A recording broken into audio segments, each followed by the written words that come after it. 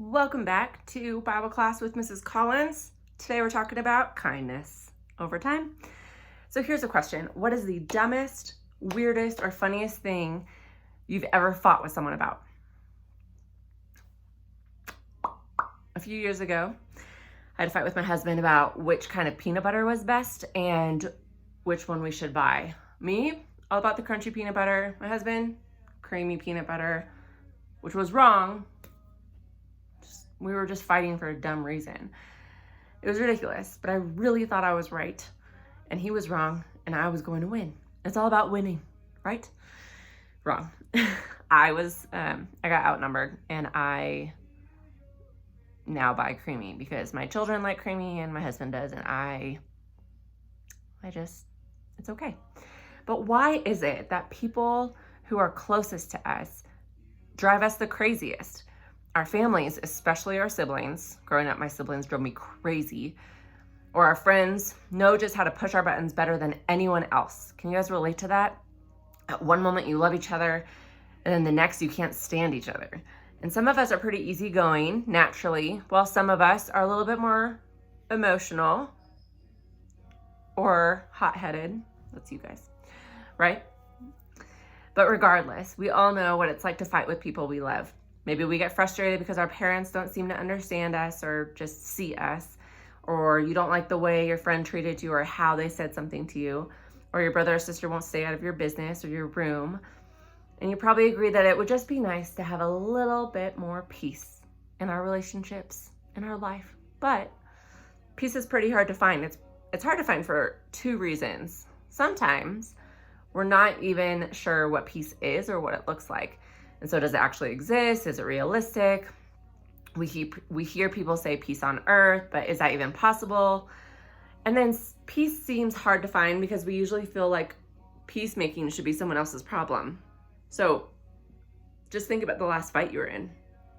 Chances are you felt like the fight was their fault, that they were being unreasonable, and that they should own their mistakes and apologize first. I am terrible at apologizing first. It is one of my worst qualities. And here's the reality. You can't control people. You can't control your dad, your little brother or sister, your mom, your friends, your teachers, anybody. That's our dilemma.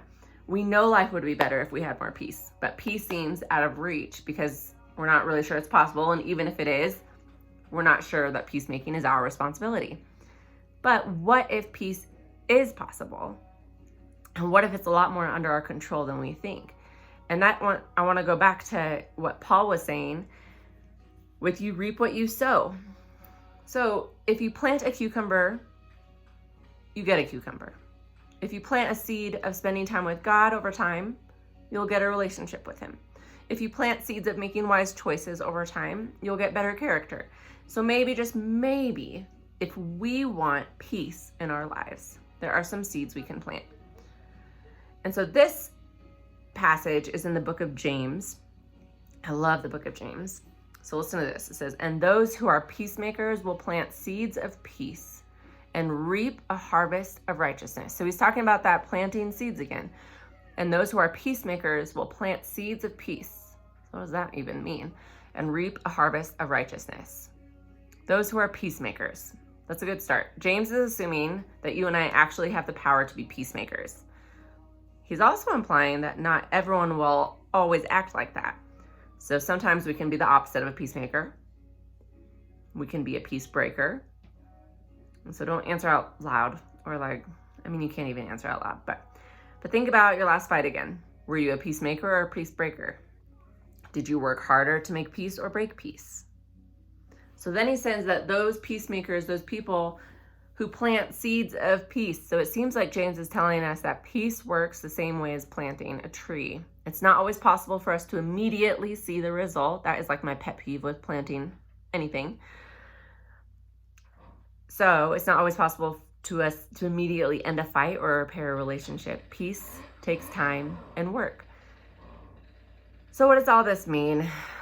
I think it means that you and I have a chance to sow peace every day. Whether we're fighting with someone or not, we can plant seeds of peace with small moments, gestures, and acts of kindness, like showing kindness even when you don't want to, being eager to listen to someone else's perspective, lowering your tone in the middle of an argument. That is the hardest thing. Forgiving a friend. My husband just started like chainsawing outside. I do not know. But forgiving a friend who has hurt your feelings before they even ask for forgiveness.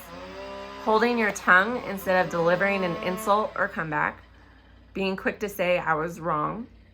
Choosing not to roll your eyes next time someone says something you don't want to hear. And doing your homework before your mom asks you 3 or 3,000 times. We can make a habit because sowing kindness over time equals peace.